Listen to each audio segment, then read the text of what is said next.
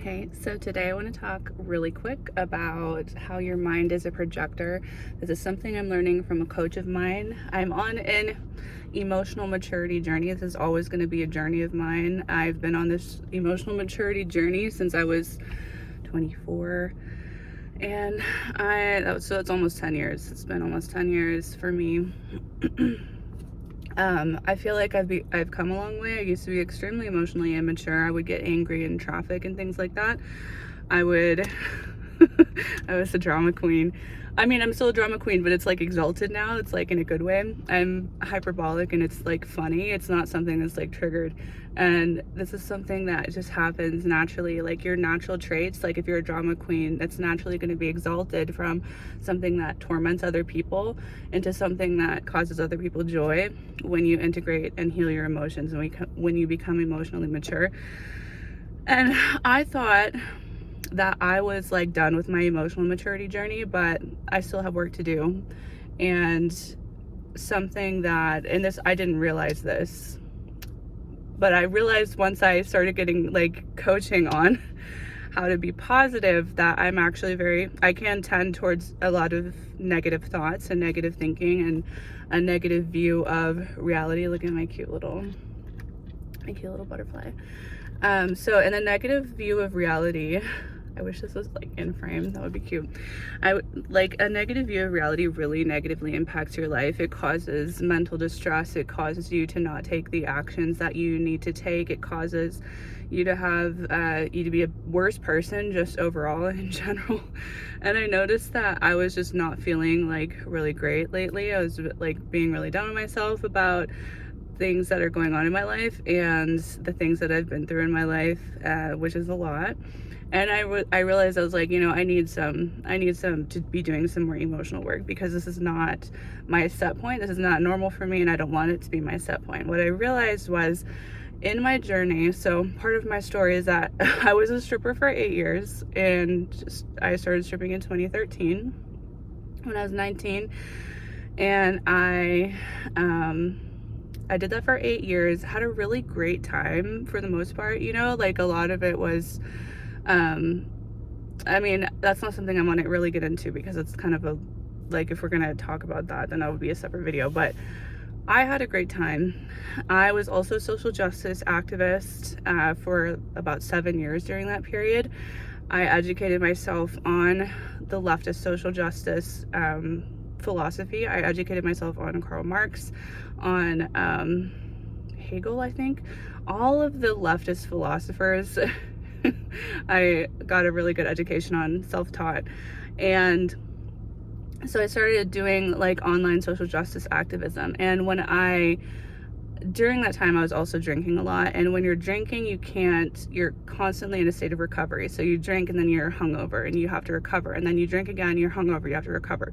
For about 7 years, that was hang on, it's hot. I'm going to try and do this without my phone getting shut off. So I'm going to take that out of the sunlight. Find an angle where I don't look horrible. Where was I? So when you are in a space where you are ingesting only one form of thought and you're also ingesting substances at the same time, you don't have a lot of room for nuance. And when I got sober, I finally quit drinking in 2021. In March of 2021. I got sober by something horrible happened to me. I was actually kidnapped and raped on a date that I went on with this guy I met online. That's a different story again.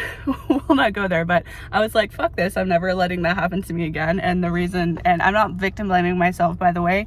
This is just this was something that had happened to me before. And I realized I was the common denominator in the problem. Not that men were not the common denominator in the problem, of course. They're responsible for what they did to me. And I also had a bit of responsibility in that I went on a date with this guy. Of course, I didn't know he was going to kidnap me, and I didn't know he was going to take me to his house, even though I told him to take me home.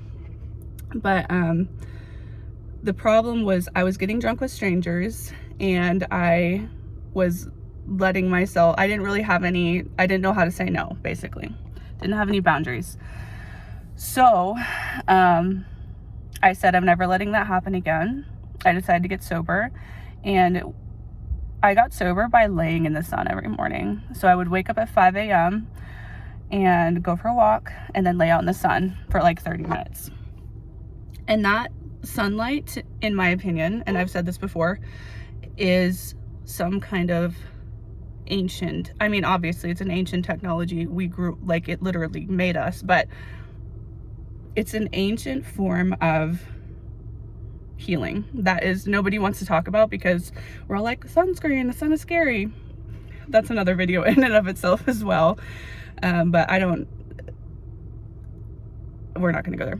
I was gonna say I don't wear sunscreen, but I kind of do sometimes. If it's in like natural makeup, it's like natural sunscreen. But I believe that we're supposed to have skin to skin contact with the sun, and this is why. Within 2 months of getting sober, by laying out in the sunlight, I just, like, the craving for alcohol just totally stopped. It stopped being something that I wanted.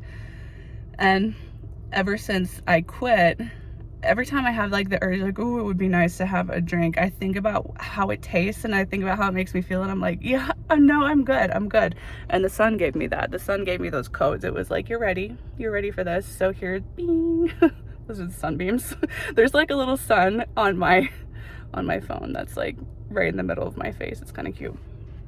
It's an iPhone thing, I think. But so getting sober allowed me to open up my mind and ingest other forms of thought other than just like the leftist kind of thought, which I don't fully disagree with. I don't fully disagree with the leftist philosophy.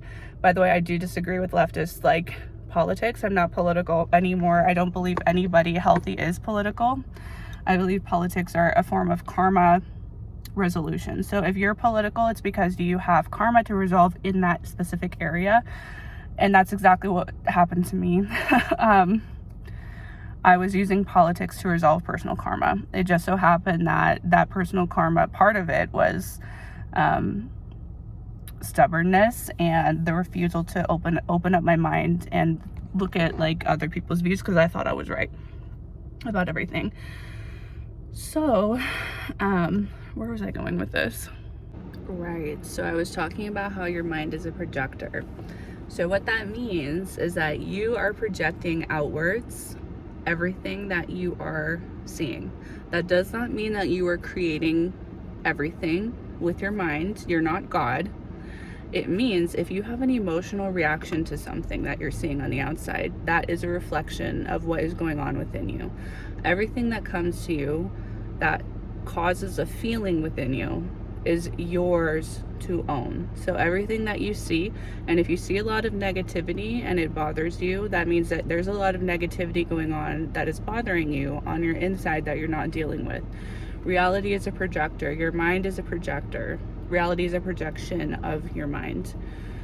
And this is just you taking responsibility for yourself. And me taking responsibility for myself started when I refused to get raped ever again, and refused to ever let that happen ever again, because I could see where that led, and it was a dumpster with my body in it. I was like, no, we're not doing that. That's not how I'm going out, okay? We're never letting that happen again. I'm gonna live a good fucking life. Thank you though. Thank you for the warning. That was my projection of who I was being. And does that mean that I'm responsible for being raped? No. What it means is that I was letting things happen to me that I was not, because I didn't have any boundaries, and that was reflecting to me on the outside. I didn't have any standards, and that was reflecting to me on the outside. I didn't know how to protect myself, and that was reflecting to me on the outside. And I didn't have any tolerance for other people's views, and that was reflecting to me on the outside. So, how I changed that, and this is where I was going with all of that story, was I started introducing myself to people with whom I did not share the same views. I actually ended up making a Tumblr and hanging out with a bunch of right-wing Nazis. I did not become a right-wing Nazi. I just wanted to see what they were like. I wanted to know what kind of people I had been hating for so long. I wanted to know, because I refuse to be ignorant ever again. I refuse to be the kind of person who says, actually, I'm gonna judge you before I know you. And I wanted to hang out with the worst of the worst, I guess. I was like, we're gonna do it. We're gonna go all the way, because I was on the far left. I was the one who was like, dude, defund the police. We need to have anarcho-communism, destroy the government. I mean, I literally wanted to destroy the government. I wasn't a liberal. I was a hardcore left-wing anarchist, anarcho-communist. Don't ask me how that works, because I don't remember. It made sense to me back then, and I'm sure if I looked into it, it would make sense to me again. But it was so long ago that I'm like, what? So I wanted to hang out with the right-wing Nazis, because I was like, okay, who the fuck are you, and what are you about? And it turned out they're actually a very diverse group of people. Black, white, Jewish. Yes, Jewish Nazis exist.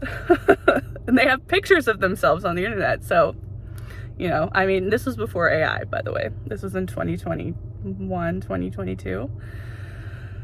And I hung out with these people, and they actually had some really interesting things to say. And I'm not saying that their views were correct, but I was just like, oh, you have reasons to believe what you believe. That's interesting.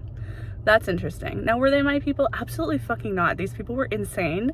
They were batshit crazy. Just, by the way, exactly as crazy as the far leftists. The far rightists are just as insane, just as fucking retarded as the far leftists. And this is why I can say with confidence that anyone who's in a political party, especially on the extreme ends, is there to resolve personal karma, because the men in the right-wing space are so sexist. But they actually do know how to protect women. Ironically, they know how to actually defend women physically. It's the emotional part that they worked on. I actually did coach one of the guys in the one of the Nazis. He was like the chief Nazi. I have a thing for like men who are kind of in the top of their their gang or whatever, coming to me and asking me for advice, which is fine with me. I'm like, yeah, as I can help you get through your emotional shit, then let's do it. So let's work that out. But he actually came to me for coaching advice, which was very interesting to me, and I really enjoyed that. So it showed me that he was open to learning, at least, you know. But he had a lot of the anger that was kind of backing these like right-wing types was so like pathological, and they could not admit to it, except this guy, which I was really excited for him for. I was like, good for you, you know. But most of them are never going to face that within themselves, and that's their problem. So the left is all about like facing their inner shit, and then blaming the government. The right is all about refusing to face their inner shit and then blaming like brown people or like the globalists or whatever. And that's just me generalizing again, because again, it's been like 5 years since I was in that space, so I'm not too up on what they believe, the Jews or something. They think the Jews are out to get them, I think, is the thing that was their defining trait. But I left that space pretty fast, because I was like, I'm not going to let it take 7 years again. It's going to be 6 months. And I was like, okay, I see what I've needed to see, and then I'm done. And I just realized that there are interesting people on both sides of the spectrum, and they're all mentally ill and they're all deranged, and there are good and bad people on both sides of the spectrum as well.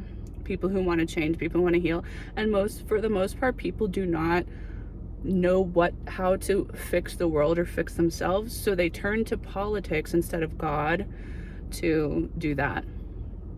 And that's going to be a video in and of itself, I think, like talking about how we have replaced God with politics, because this is a Nietzsche thing.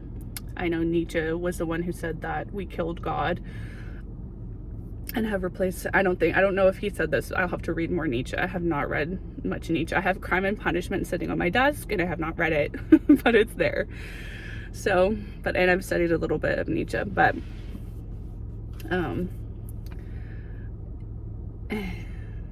so what was happening with me was I had ingested all of this right-wing kind of idea, and the right-wing ideas hurt so bad psychologically that I was honestly, like, I had never seen myself from such a negative angle before. I'd never seen sex work from a negative angle before, and it sucks. And I can see why people think negatively of it, but because I actually lived it, I know a little more about it than what like just a certain political party would say about it for their propaganda campaign, because it's an emotional topic. So if it's something is an emotional topic, you can be manipulated with that. And this is why I'm telling you about the mental projection, so you can stop being manipulated by the things that are coming at you from outside. Because if you can be emotionally manipulated, and if something from the outside is making you emotional, you are going to take actions, you're going to speak words, and you're going to think thoughts along the lines of that track. And there's like this group, I want you to imagine that emotionality in your head as like a groove on a track that you are rolling down at like breakneck speeds, especially depending on how hard the trigger is. So on a scale of 1 to 10, how much does this thing trigger you? If it's a 10, you are just throttle, you are going poof, right down that track. If it's like a 1 or 2, you can jump off at any time. So everything outside of you that makes you emotional is something that's within you that you are being called by God to look at. It's a mirror, it's a projector. So your mind is a projector, the world is a mirror, and the world is a projection. And this has been so helpful to me, and because I was when you're ingesting a lot of content on the internet, and when you're trying to figure out what you think and who you are and like what you believe, no one can tell you that except yourself. So when you are getting triggered by these things, ask yourself, what is this showing me that I believe? And what do I want based on what this is telling me? What do I want? What is this thing telling me that I want?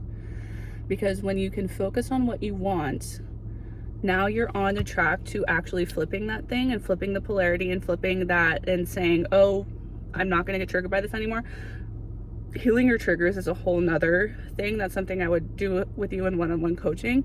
If there's enough ask for it, then I can tell you how to do that. But because it's like really easy, it's free, it's your birthright. No therapist needs to do this for you, no doctor needs to do this for you. This is something, just like your wounds heal by themselves, sometimes you do need a little help. So I recommend going to a professional if you need to, especially a completion process professional if you have a lot of trauma that is being activated.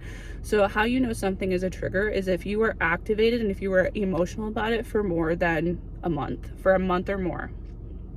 So if you're activated about something for that long, especially if it's longer than 6 months, that's a trigger, and you need to go and get some help for that thing. You need to look at that within yourself. As if it's something that has been bothering you for 6 months, one to 6 months, depending on who you are and what the thing is, you need help. Okay, I say that with love, because I mean, this has happened, you know, I've like, being triggered has been like, it's just a human experience. Everybody gets that. Like, I get that still sometimes. Not really, honestly. Like, if I'm being real, it's really hard to trigger me. My triggers nowadays feel like I'm kind of annoyed by you right now. And if I'm kind of annoyed by something, if I'm kind of annoyed by somebody, I'm like, okay, what am I projecting onto this person? What is going on? Because that annoyance can stack up over time. And the better you get at doing this, the better you're going to get at catching it before it becomes something big. Because if one annoyance on top of another annoyance on top of another is going to be like, I'm crying in my room, I'm breaking down, I need to take a day off work. I haven't taken a day off work in like 3 years, but like, that's not true. I mean, I schedule days off work, but not for crying reasons. I don't take days off work for crying reasons anymore, for emotional reasons anymore, because I don't need to. I'm not emotional like that. And if I am, then I'll cry about it, and it lasts for like 5 to 10 minutes, and then I'm done. Okay? So the mind is a projector. Is there anything else I need to say about that? The mind is a projector, and I hope this helped you. I hope my examples have helped you. I hope that these things are making sense, because it's kind of all over the place. I didn't have a plan for this at all. I just kind of wanted to yap about this because it's something that I'm learning, and it's helped so much. I was getting really annoyed at my mom because she's been so negative. And then I realized, I was like, I'm being negative. I'm being negative about her. I'm being negative about myself. I'm being negative about my life. I'm being negative about everything. How can I fix that? So that's something I've been working on just now. Like, I just started working on that like last night. It was to the point where I used to go, when you go to sleep, you know, you're in between sleep and wake, and everything starts to come up. Like, you're kind of flooded with, as long as you're not watching something before bed or listening to something before bed, you're flooded with these sensations, emotions, thoughts, feelings, and impressions. At least I am, anyway. And I've been just getting the most negative things. And I also had a really violent dream, which to me, if I'm having a violent dream, that means that there's something I need to pay attention to that I've been ignoring. So I was like, oh, what is it that I have been ignoring? And it was these negative thoughts. It was this negative, like, kind of mentality that has been building up in me because I've been ingesting so many different kinds of thoughts from other people, instead of clarifying how I feel about those things. Because usually when I see a negative thought about something that somebody else is like a limiting belief, I'm just like, not true. But over time, those things kind of stack up, and you have to be like, wait, this is now affecting my mood. It's affecting my mindset, and it's affecting how I show up. This is a problem. So remembering that the mind is a projector, and that everything you see on the outside is a reflection of what's going on the inside, especially if it activates you and it triggers you and it makes you any kind of emotional. Positive emotions too, by the way. If you're seeing beautiful things on the outside, that's in you. That's in you. That's what I feel like every time I see a sunset. I'm like, God made this for me. God made this for me. This was specifically for me, so that I could say nobody's ever going to experience that sunset the way that I just did. Nobody's ever going to see how beautiful this thing is. The only way that anyone will ever see how beautiful this thing is if I make art about it, if I write about it, if I make a painting, if I make a video and tell people. That's the only time that anyone's ever going to see my perspective. And even then, you're never going to see it the way I see it. So your perspective, everything that you see through your eyes is for you. That's beautiful. That's beautiful. God made that for you. That was an experience for you. No one will ever get to see that your way except you. And that's cool. There will never be another person on this planet who is just like you. Nobody. It's not possible. It's not going to happen. You are the only one who is ever going to be living in this experience, and that is why you are so special and so needed, because you have a piece of the puzzle that is irreplaceable, that nobody is ever going to be able to take away from you, and nobody is ever going to be able to mimic or imitate. Okay. I hope this was helpful. Let me know what you think below in the comments. Please like, comment, and subscribe for more. I am on, oh, I almost forgot. I am on a weight loss journey and a health journey just for myself. I have lost 5 pounds, by the way, since our last video, which is very fun for me. It means it's working. But of course it's working because I've done this before. When I was a stripper, I would have to be like really strict about what I ate. And if I was getting a little chunky, I'd be like, uh-oh, you know, time to cut out food. Are you interested in that kind of content? Let me know. I might make something about, like, I have been tracking my food for over a year, every single day in an app, and I can show you on my phone. I have to take a screenshot because my phone's up right now recording, but I've been tracking my food every single day. It's for some people, it's not for others. It works very well for me, because if I don't get organized, if I don't have some kind of organization or structure in my life, then I'm a fucking mess. So the tracking food works for me because I'm not obsessive about it. Like, I have a really healthy relationship with my body. I have a really healthy relationship with food, and I can tell when I'm using it poorly. Like, this is another thing that I've overcome, was binge eating, anorexia, bulimia, not anorexia, bulimia. I don't know why I said anorexia. I think I got it confused with bulimia, but yeah.